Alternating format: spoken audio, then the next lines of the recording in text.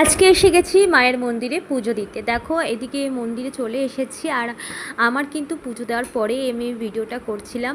আজকে মন্দিরটা প্রায় ফাঁকা ছিল, সেইভাবে কোনো চাপ ছিল না বা ভিড়ও তেমন ছিল না।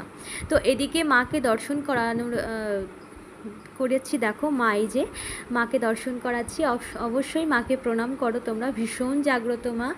আর মা কিন্তু সবার কৃপা করে, কারণ মা সন্তানকে অবশ্যই কৃপা করে।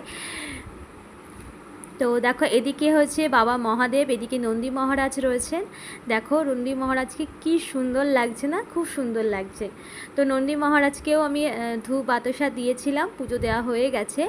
এদিকে রয়েছেন ভোলে বাবা। এই যে ভোলে বাবা এখানে কিন্তু রয়েছেন। আসলে ভেতরে তো কোনো লাইট নেই, অন্ধকার, তার জন্য একটুখানি আর ক্যামেরাটা হাতে এত নড়ছিল, অনেক খুব প্রবলেম হচ্ছিল।